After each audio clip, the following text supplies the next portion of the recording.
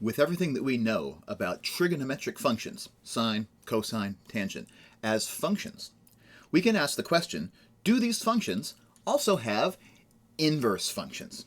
In other words, is there a function that can undo what, for example, cosine does? So if you were to give me an angle, and I were to tell you the cosine of that angle, could we play that game in reverse? Could you tell me the cosine of an angle, and I would figure out what that angle actually was? Doing so would mean that we can define an inverse for the cosine function. That's going to be what this introductory activity kind of walks us through a little bit. So what we're seeing here is the graph in the dotted line here of the function f of x equals the cosine of x. And a portion of it has been highlighted, just the portion with the domain from t equals 0 to t equals pi. And just this little portion, this little highlighted portion here, is what we're going to call the function g. So this is y equals g of t. It's the portion of the cosine function which has the domain of just t ranging from 0 to pi. So what is the domain of this function?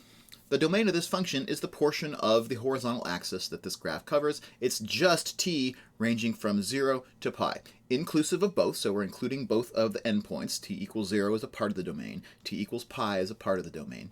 So we could write this in interval notation if we wanted to as 0 to pi with square brackets on both ends to include each of those endpoints. So that's what the domain of this function is. And keep in mind, when we restrict the domain, we're totally ignoring the rest of the cosine graph that we otherwise would have seen here. So we're only thinking about this piece of the graph right now, because the only thing my function sees are the t values between 0 and pi. We'll see why that's important in just a second. What's the range of this function? That's what we get if we take the graph and we squish the graph onto the vertical axis, the y-axis, and ask how much of the y-axis is covered. How many different values can y equals g of t, where g is the cosine function on 0 to pi, how many different real number outputs can we get? If we squish that graph onto the vertical axis, that graph covers every real number from -1 on the bottom to +1 on the top, inclusive of both. Because after all, the cosine of 0 is equal to 1, and 0 is a part of my domain. And the cosine of pi is -1, and pi is also a part of my domain. So that means -1 and +1 should be included in my range because they arise as outputs of my function when the domain is from 0 to pi, inclusive of both. So in an inequality, we could write the range of this function as the g of t values that range from -1 to +1, inclusive of both. And in integral notation, we'd write it as -1, 1, with again square brackets on both ends because we can include both -1 and +1 as outputs. Okay, so now we can take this a step or two further and ask if this is the function that we're wanting to think about here, and this function is, just a piece of the cosine graph. Does this function have an inverse function? That's where we want to ultimately go here. So the first question you always want to ask when you're asking about inverses is, does my graph pass the horizontal line test? Is my function one-to-one? Or is it possible that two different inputs to my function could give me the same output? Because if that's true, then to undo that process would give me something which would no longer be a function.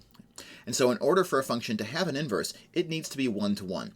Different inputs have to give me different outputs. And the horizontal line test is how we check that on a graph. So does my graph pass the horizontal line test? It absolutely does, because remember, we're just thinking about this one blue piece of the curve right here. And any horizontal line that I can draw is only going to intersect that blue piece of curve at most one time. It never intersects it more than once. So does this graph pass the horizontal line test? Yes, it does. But now keep in mind that that was only the case because we forgot about some of the graph of the cosine function. Remember, we restricted the domain. The cosine function, if its domain is considered to be all real numbers, all real angles, would not pass the horizontal line test. Because any line that crosses the cosine graph once, any horizontal line that crosses it once, is going to cross it, in fact, infinitely many different times, unless we restrict the domain. So in order for us to pass the horizontal line test, we have to have restricted the domain of our function. So if we do restrict the domain, and we do get an inverse function for cosine, what are some of the properties of that inverse function? So what would the domain and the range of the inverse of the cosine function be? We can figure that out by thinking about what the graph of the inverse function of cosine would look like.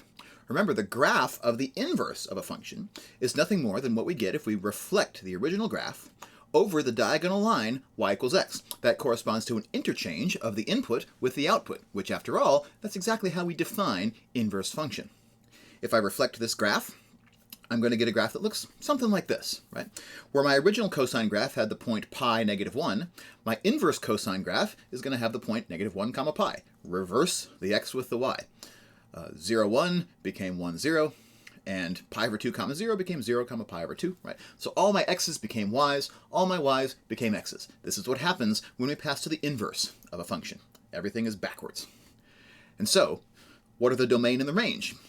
Well, since the domain of a function specifies all of its input values, its inverse function would have those input values as output values instead, and vice versa. The range specifies all the output values of a function, and those outputs are going to be inputs of the inverse. Therefore, the domain of the inverse is the same as the range of the original function, and the range of the inverse is the same as the domain of the original function. So the domain of the inverse cosine is the range of the original cosine.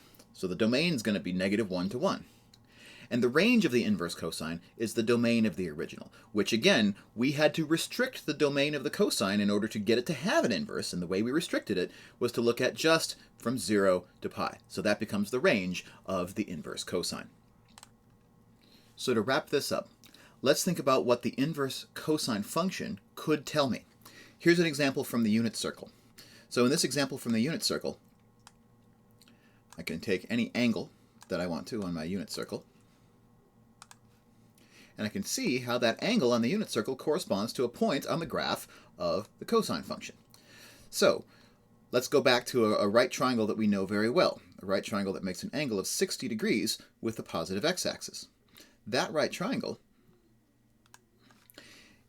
is showing me that it had the cosine of 60 degrees is the horizontal coordinate, 0.5. That also corresponds to this point, 60 degrees, comma 0.5 on the graph of the cosine function. So what does this tell me about the inverse cosine? It tells me that the inverse cosine will take the number 0.5, 1/2, and return the angle, 60 degrees. So the inverse cosine of 0.5 is 60 degrees, because the cosine of 60 degrees is 0.5. Remember, the inverse cosine does exactly the opposite of what the original cosine does. And then just to finish that point, because the cosine of pi over 3 is 1/2, the arc-cosine should do the opposite thing. Arc-cosine of 1/2 is pi over 3. And this is a decimal approximation for pi over 3. You can check that that's actually what this is. And again, that's because the point pi over 3 comma 1/2 is on the graph of the cosine function. And therefore, when I flip this graph over the line y equals x, the corresponding point on the graph of the inverse function is 1/2 comma pi over 3.